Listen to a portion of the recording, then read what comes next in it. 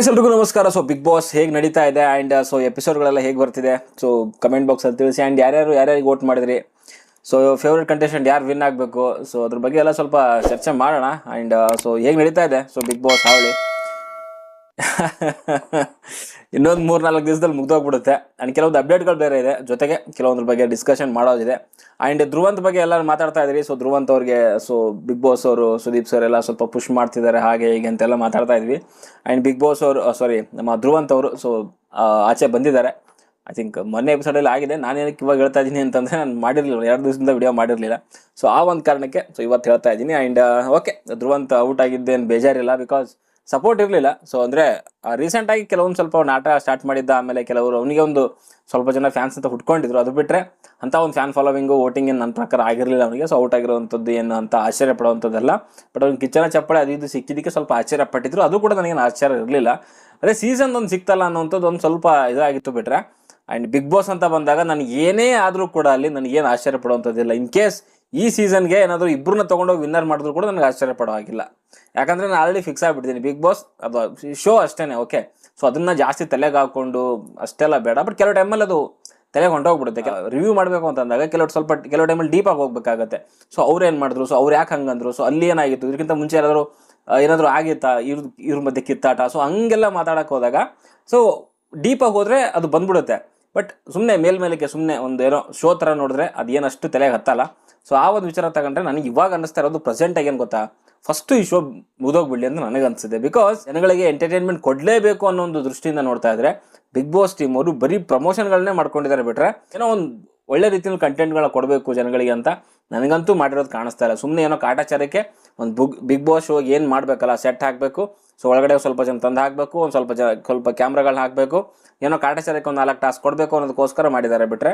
So ನನಗೆ ಈ season ನೋಡ್ತಾ ಇದ್ರೆ ಒಂದು ಕಂಟೆಸ್ಟೆಂಟ್ಗಳನ್ನ ಒಂದು ಲೆವೆಲ್ಗೆ ತೊಗೊಂಡು ಬಂದಿದ್ದಾರೆ ಅಂತಲೇ ಹೇಳ್ಬೋದು. ಕೆಲವ್ರನ್ನ ತೊಗೊಳಕ್ಕೆ ಹೋದರೆ ಅಥವಾ ತೊಗೊಂಡು ಬಂದಾದ್ಮೇಲೂ ಕೂಡ ಸೊ ಅದನ್ನು ಬ್ಯಾಲೆನ್ಸ್ ಆಗಿ ಅಟ್ಲೀಸ್ಟ್ ಒಂದು 50 ಡೇಸ್ಗಾದರೂ ಒಂದು ಬ್ಯಾಲೆನ್ಸಿಂಗ್ ಆಗಿರುವಂಥ ಒಂದು ವಾತಾವರಣನ ಸೃಷ್ಟಿ ಮಾಡಬೇಕು ಇವರು. ಅದನ್ನು ಕೂಡ ಮಾಡಲಿಲ್ಲ. ಬರೀ ಕಿತ್ತಾಟ, ಅದೇ ಜಂಟಿ ಗಿಂಟಿ ಅಂತ ಏನೋ ತಂದರು.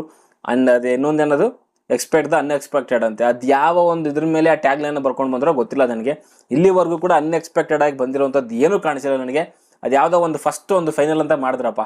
ಆ ಫೈನಲಲ್ಲಿ ಗೆದ್ದ ಮನುಷ್ಯ ಎಲ್ಲಿದಾನೋ ಗೊತ್ತಿಲ್ಲ ಇವಾಗ. ನಮ್ಮ ಸುದ್ದಿ ಅವ್ರು ಆಚೆನೇ ಹೊಂಟೋಗ್ಬಿಟ್ರು. ಅದು ಯಾವ ಪುರುಷಾರ್ಥಕ್ಕೋಸ್ಕರ ಆ ಫೈನಲ್ ಮಾಡಿದ್ರು ಅರ್ಥ ಆಗಲಿಲ್ಲ ನನಗೆ.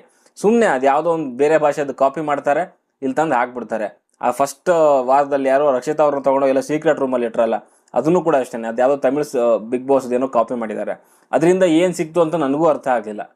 ಎಂಥದ್ದಿಲ್ಲ ಅಂತ ನನಗೆ ಅನ್ಸುತ್ತೆ. ಆಮೇಲೆ ವರ್ಸ್ಟ್ ಆಗಿತ್ತು ಸರಿ ಪ್ಲ್ಯಾನಿಂಗು, ಟಾಸ್ಕ್ಗಳಾದ್ರಾಗಿರ್ಬೋದು, ಎಂಟರ್ಟೈನ್ಮೆಂಟು, ಕಲ್ಚರಲ್ ಪ್ರೋಗ್ರಾಮ್ಗಳು ಯಾವುದೂ ಇಲ್ಲ. ದೀಪಾವಳಿ ಅಂತೀನಿ ನೋಡಿ, ಸಂಕ್ರಾಂತಿ ಬಂತು, ಅದರಿಂದ ಏನು ಮಾಡಿದ್ರು, ಎಂಥದ್ದಿಲ್ಲ. ದೀಪಾವಳಿಗೂ ಸ್ವಲ್ಪ ಮಾಡಿದ್ರು ಅಂತ ಅನಿಸುತ್ತೆ. ಬಟ್ ಅದು ಅಂಥ ಒಂದು ಅದ್ಭುತವಾಗಿ ಏನು ಕ್ರಿಯೇಟ್ ಮಾಡಿರಲಿಲ್ಲ. ಆ್ಯಂಡ್ ಸಂಕ್ರಾಂತಿಗೆ ಏನು ನನಗೆ ಅಷ್ಟು ಕಾಣಿಸ್ಲಿಲ್ಲ. ಆಮೇಲೆ ಈ ಒಂದು ಏನಿದು ಫಿನಾಲೆ ವಾರ, ಯಾರಿಗಾದರೂ ಒಬ್ರಿಗಾದ್ರೂ ಅನ್ನಿಸ್ತಿದ್ಯಾ ಇದು ಫಿನಾಲೆ ವಾರ ಅನ್ನೋ ರೀತಿಯಲ್ಲಿ. ಸೊ ಸೀಸನ್ ನನಗೆ ಇವಾಗ ಅಗೇನ್ ತಿರ್ಗಾ ಅದೇ ರೀಸೆಂಟ್ 3 ಸೀಸನ್ಲೇ ರಿವ್ಯೂ ಮಾಡ್ಕೊಂಡು ಬರ್ತಿರೋದ್ರಿಂದ ಸೀಸನ್ 10 ನನಗೆ ತುಂಬ ಚೆನ್ನಾಗಿ ಅನ್ನಿಸ್ತು. ಸೀಸನ್ 11 ಕೂಡ ಅಷ್ಟೇ.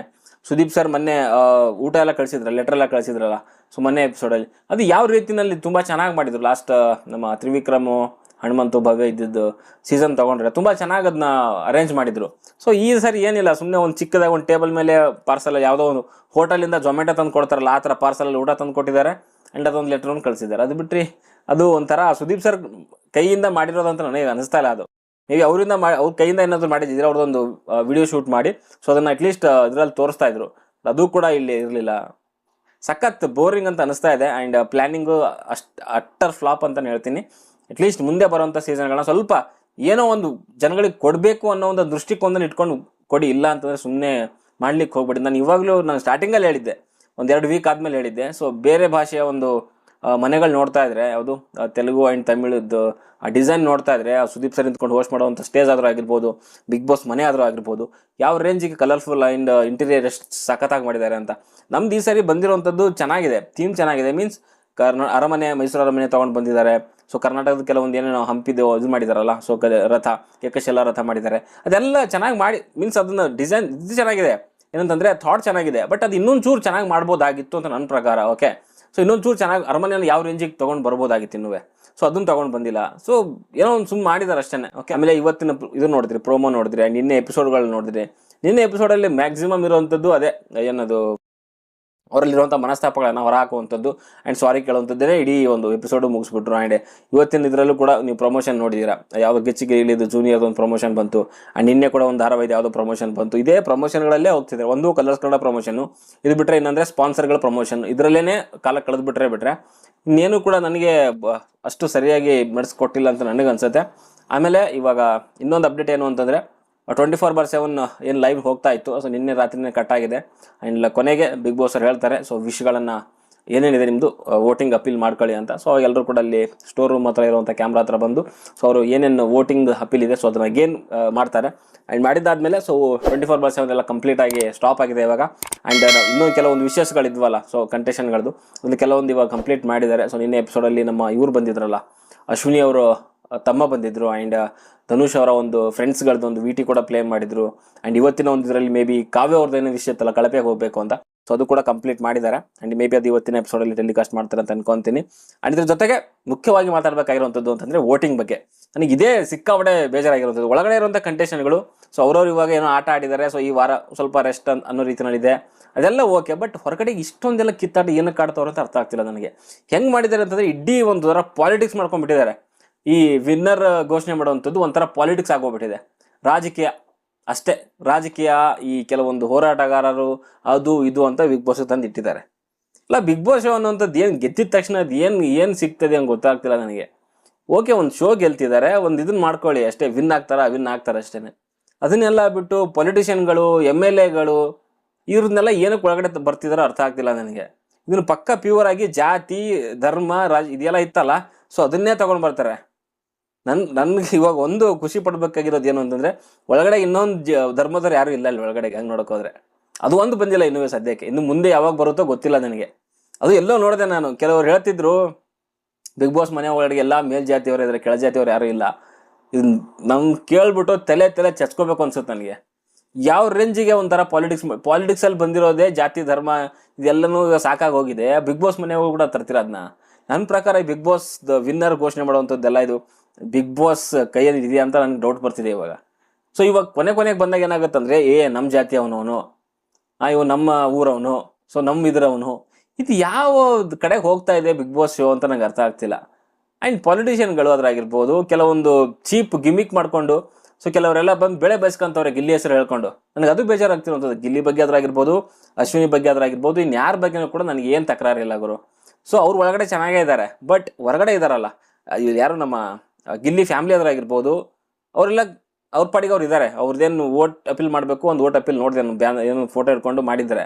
ಅದು ಬಿಟ್ಟು ಇವ್ರು ಕೆಲವೊಂದು PR ಏಜೆನ್ಸಿಗಳು, ಸೊ ಇವ್ರು ಅದಕ್ಕೆ ಬಿಸ್ಕೆಟ್ ಹಾಕುವಂಥದ್ದು, ಕೆಲವು ಆಡಿಯನ್ಸ್ಗಳಿಗೆ ಅವ್ರು ಬಿಸ್ಕೆಟ್ ತಿನ್ಕೊಂಡು ಹೋಗುವಂಥದ್ದು. ಸೊ ನೀವುಗಳು ಓನ್ಲಿ ಎಲ್ಲಾನು PR ಮಾಡ್ತಿದ್ದಾರಾ? ಇಲ್ಲ, ಕೆಲವೊಂದು ಹುಚ್ಚು ಅಭಿಮಾನಿಗಳು ಕೂಡ ಇದ್ದಾರೆ.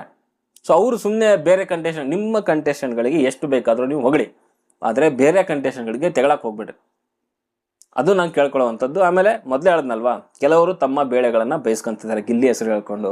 ಓಕೆ, ತಮ್ಮ ಒಂದು ಲಾಭಗಳಿಗೆ ಬಳಸ್ಕೊಂತಿದ್ದಾರೆ. ಆಮೇಲೆ ಮೊನ್ನೆ ನೋಡಿದೆ, ಕನ್ನಡ ಹೋರಾಟಗಾರರು ಯಾರೋ ನಾರಾಯಣಗೌಡರು ಸುದೀಪ್ ಸರಿಗೆ ಮೀಟ್ ಆಗಿದ್ದಕ್ಕೆ, ಸೊ ಅದಕ್ಕೆ ನೋಡಪ್ಪ ಹಿಂಗೆ ಮಾಡ್ತಾವ್ರೆ ಕನ್ನಡ ಹೋರಾಟಗಾರರು, ಹಾಗೆ ಓಲಾಟಗಾರರು, ಅವ್ರನ್ನೆಲ್ಲ ಏನಕ್ಕೆ ಹಿಡಿತಿದ್ದೀರಾ? ಅವ್ರದ್ದೇನೋ ಮಗನ ಮದುವೆ ಅಂತ ಇನ್ವಿಟೇಷನ್ ಕೊಡೋಕೆ ಹೋಗಿದ್ದಾರೆ. ಅದನ್ನೆಲ್ಲ ತಗೊಂಡು ಗಿಲ್ಲಿ ಫ್ಯಾನ್ಸ್ಗಳಂತ ಅನ್ಸ್ಕೊಳ್ಳೋ ಅಂಥ ಕೆಲವರು, ಸೊ ಅವ್ರನ್ನ ಏನಕ್ಕೆ ಒಳಗಡೆ ತೊಗೊಂಡು ಬರ್ತಿದ್ದೀರಾ ನೀವು? ಅಂದರೆ ನಿಮಗೆ ಡೌಟ್ ಇದೆ ಸುದೀಪ್ ಸರ್ ಮೇಲೆ, ಬಿಗ್ ಬಾಸ್ ಮೇಲೆ ಗಿಲ್ಲಿನ ಸೋಲಿಸ್ತಾರೆ ಅಂತನಾ? ಒಂದಕ್ಕೆ ಫಿಕ್ಸ್ ಆಗಿ ಸೋಲಿಸ್ತಾರ ಅಥವಾ ಗೆಲ್ಲಿಸ್ತಾರ ಅಂತ. ಸೊ ಅದನ್ನೆಲ್ಲ ಮಾತಾಡಬಾರ್ದು ನನ್ನ ಪ್ರಕಾರ. ಆಮೇಲೆ ಈ ಕಡೆಯಿಂದ ಗಿಲ್ಲಿಗೆ ಸಪೋರ್ಟ್ ಮಾಡ್ಕೊಂಡು ಯಾರೋ ಪೊಲಿಟಿಷಿಯನ್, ಅದು ಯಾವುದೋ MLA ಅಂತೆ, ಅವರೆಲ್ಲ ಬರುವಂಥದ್ದು ಅವಶ್ಯಕತೆ ಏನಿದೆ? ನನ್ನ ಪ್ರಕಾರ ಇದು ವರ್ಸ್ಟ್ ಅಪ್ಪ ನಿಜವಾಗ್ಲು. ಈ ಥರದ್ದೊಂದು ಬಿಗ್ ಬಾಸ್ ಸೀಸನ್ನು ಆಗುತ್ತೆ ಅಂತ ನಾನು ಅನ್ಕೊಂಡಿರಲಿಲ್ಲ. ಆ್ಯಂಡ್ ನಾನು ಹೇಳೋವಂಥದ್ದು ಏನಂತಂದ್ರೆ, ಯಾರೋ ಒಬ್ಬರು ಗೆಲ್ತಾರೆ, ಬೇಗ ಮುಗಿಸ್ಬಿಟ್ರಿ ಸಾಕು. ಇದು ನೋಡಿ ಸಾಕಾಗೋಗ್ಬಿಟ್ಟಿದೆ. ಫಿನಾಲಿ ವೀಕು ಅಂತಲೂ ಅನಿಸ್ತಿಲ್ಲ ನನಗೆ ನಿಜವಾಗ್ಲೂ ಹೇಳ್ಬೇಕು ಅಂದರೆ. ಆ ಒಂದು ಕಾರಣಕ್ಕೆ ನಾನು ವಿಡಿಯೋಸ್ಗಳು ಮಾಡಲಿಕ್ಕೂ ಕೂಡ ಏನು ಬರ್ತಾ ಇಲ್ಲ, ಏನು ಕಂಟೆಂಟ್ ಇಲ್ಲ, ಸುಮ್ಮನೆ ಬರಬೇಕು. ಇವಾಗ ಮಾತಾಡ್ತಿದ್ದೀನಲ್ಲ, ಇದರಲ್ಲೂ ಕೂಡ ಅಷ್ಟೊಂದು ಏನು ಕಂಟೆಂಟು ಇಲ್ಲ, ಜಸ್ಟ್ ಮಾತಾಡ್ತಾ ಇದ್ದೀನಿ. ಬಿಕಾಸ್ ಆಫ್ ಏನೇನು ನಡೀತಾ ಇದೆ ಬೆಳವಣಿಗೆ ಅನ್ನೋದ್ರ ಬಗ್ಗೆ ಈ ಒಂದು ಸೀಸನ್ನ ಎಂಡಪ್ ಮಾಡಬೇಕು. ಸೊ ಅದಕ್ಕೋಸ್ಕರ ಎಂಡಪ್ ಮಾಡಬೇಕು ಅನ್ನೋ ಕಾರಣಕ್ಕೆ ವಿಡಿಯೋ ಮಾಡ್ತಾ ಇದ್ದೀನಿ. ಆ್ಯಂಡ್ ಇದನ್ನೆಲ್ಲ ಸ್ವಲ್ಪ ನೀವು ತಲೆಗೆ ಹಾಕ್ಕೊಳ್ಳಿ. ಸುಮ್ಮನೆ ಯಾರೋ ಒಬ್ರು ಗೆಲ್ತಿದ್ದಾರೆ, ಸೊ ಅವ್ರು ಗೆದ್ದರೆ ನಮಗೂ ಏನೂ ಸಿಗಲ್ಲ, ನಿಮಗೂ ಏನೂ ಸಿಗಲ್ಲ. ಜಸ್ಟ್ ಏನು ಚೆನ್ನಾಗಿ ಆಡೋಣಪ್ಪ, ಸೊ ಒಳ್ಳೆ ಎಂಟರ್ಟೈನ್ಮೆಂಟ್ ಕೊಟ್ಟರು, ಯಾರೇ ಆಗಿರ್ಬೋದು. ಸೊ ಅದು ನಮ್ಗೆ ಖುಷಿ ಆಗುತ್ತೆ. ಅದನ್ನೆಲ್ಲ ಬಿಟ್ಟು ಹೊರಗಡೆ ನೋಡ್ತಾ ಇರೋದು, ಆ ಒಂದು ಕೆಟ್ಟ ಪ್ರಪಂಚಕ್ಕೆ ಹೋಗಲಿಕ್ಕೆ, ಟಾಕ್ಸಿಕ್ ಪ್ರಪಂಚಕ್ಕೆ ನನ್ನ ಕೈಯಿಂದಂತೂ ಆಗಲ್ಲ. ಓಕೆ, ಸೊ ಅದಕ್ಕೆ ಸ್ವಲ್ಪ ದೂರ ಉಳಿದಿದ್ದೀನಿ ಬಿಟ್ಟರೆ ಇನ್ನೇನು ಇಲ್ಲ. ಓಕೆ, ಆ್ಯಂಡ್ ಒಳಗಡೆ ಕಂಟೆಸ್ಟೆಂಟ್ ಎಲ್ಲರೂ ಕೂಡ ತುಂಬ ಚೆನ್ನಾಗಿ ಆಡಿದ್ದಾರೆ ಇರೋರಲ್ಲಿ. ಆ್ಯಂಡ್ ಯಾರು ಗೆದ್ದರೂ ಕೂಡ ನನಗೆ ಖುಷಿ ಇದೆ, ಏನು ನೋವಾಗುವಂಥದ್ದು ಏನಿಲ್ಲ. ಓಕೆ, ಕೆಲವರು ನಮಗೆ ಗೆಲ್ಬೋದಿತ್ತಪ್ಪ ಅಂತ ಅನ್ಸುತ್ತೆ ನನಗೆ. ಗಿಲ್ಲಿ ಗೆಲ್ಲಬೇಕು ಅಂತ ನನ್ನ ಮನಸ್ಸಲ್ಲಿದೆ, ಡೈರೆಕ್ಟಾಗಿ ಹೇಳ್ತೀನಿ. ಆ್ಯಂಡ್ ಅಶ್ವಿನಿ ಟಾಪ್ 2ನಲ್ಲಿ ಬರಬೇಕು ಅಂತ ನನಗಿದೆ. ಇವರಿಬ್ಬರು ನನಗೆ 1 and 2ದಲ್ಲಿ ನಿಂತ್ಕೊಬೇಕು, Gilli top 1 and Ashwini top 2. ಸೊ ಯಾಕೆ ಏನು ಅಂತ ಆಲ್ರೆಡಿ ಗೊತ್ತಿದೆ ನಿಮಗೆ. ಗಿಲ್ಲಿ ಅಂತ ಬಂದಾಗ ಎಂಟರ್ಟೈನ್ಮೆಂಟ್ ಕೊಟ್ಟಿದ್ದಾನೆ, ಒಂದು ಇದು ಮಾಡಿದ್ದಾನೆ, ಸೊ ಅದಕ್ಕೋಸ್ಕರ. ಆ್ಯಂಡ್ ಟಾಸ್ಕ್ ಅಂತ ಬಂದಾಗ ಎಷ್ಟಾಗಬೇಕು ಒಂದು ಕೈಲಿ ಅಷ್ಟು ಆಡಿದ್ದಾನೆ. ಆ್ಯಂಡ್ ಅಶ್ವಿನಿ ಅಂತ ಬಂದಾಗ ಕಾಂಟ್ರಿಬ್ಯೂಷನ್ ಇದೆ. ಅಶ್ವಿನಿ ಇಲ್ಲ ಅಂತಂದರೆ ನನ್ನ ಪ್ರಕಾರ ಈ ಸೀಸನ್ ದವಾಕೊಳ್ತಿತ್ತು. ಓಕೆ, ಗಿಲ್ಲಿ ಒಬ್ಬನೇ ಅಂತ ಎಷ್ಟು ಅಂತ ಮಾಡ್ತಾನೆ. ಸೊ ಅದಕ್ಕೆ ಒಂದು ಎದುರುಗಡೆ ಇದ್ದಂಥದ್ದು ಅಶ್ವಿನಿನೇ. ಸೊ ಆ ಒಂದು ವಿಚಾರ ಅಂತ ಬಂದಾಗ ಸೊ ಅಶ್ವಿನಿ ಟಾಪ್ 2ದಲ್ಲಿ ಇರಬೇಕು ಅಂತ ನನ್ನ ಅನಿಸಿಕೆ. ಓಕೆ, ಇಷ್ಟು ಹೇಳ್ತೀನಿ. ಆ್ಯಂಡ್ ಇನ್ನೊಂದು ಅಪ್ಡೇಟ್ ಏನು ಅಂತಂದರೆ, ಈ ಸಾರಿ ಓನ್ಲಿ ಸಂಡೇ ದಿನ ಮಾತ್ರ ಫಿನಾಲೆ ಇದೆ ಅಂತ ಹೇಳ್ತಿದ್ದಾರೆ. ಸ್ಯಾಟರ್ಡೇ ದಿನ ಏನು ಪ್ಲ್ಯಾನ್ ಮಾಡ್ಕೊಂಡಿದ್ದಾರೆ ಗೊತ್ತಿಲ್ಲ ನನಗೆ. ಮೇ ಬಿ ಪ್ರಮೋಷನಲ್ ಏನಾದರೂ ಆ್ಯಕ್ಟಿವಿಟೀಸ್ಗಳು ಇರ್ಬೋದೇನೋ ಗೊತ್ತಿಲ್ಲ. ಬಟ್ ಸುದೀಪ್ ಸರ್ಗೆ ಶನಿವಾರ ಏನೋ ಈ CCL ಮ್ಯಾಚ್ ಇದೆ. ಸೊ ಅದಕ್ಕೋಸ್ಕರ ಅವರು ಬರ್ತಾ ಇಲ್ಲ, ಭಾನುವಾರ ದಿನವೇ ಸೊ ಅವ್ರದ್ದು ಫಿನಾಲೆ ಇರೋವಂಥದ್ದು. ಓಕೆ, ಸೊ ನೋಡೋಣ ಏನೇನಾಗುತ್ತೆ ಅಂತ. ಓಕೆ, ಸದ್ಯಕ್ಕೆ ಈ ವಿಡಿಯೋದಲ್ಲಷ್ಟೇ. ಸೊ ನಿಮ್ಮ ಅನಿಸಿಕೆ ಅಭಿಪ್ರಾಯ ಏನು ಅಂತ ಕಮೆಂಟ್ ಬಾಕ್ಸಲ್ಲಿ ತಿಳಿಸಿ. ಆ್ಯಂಡ್ ಬಾಯ್.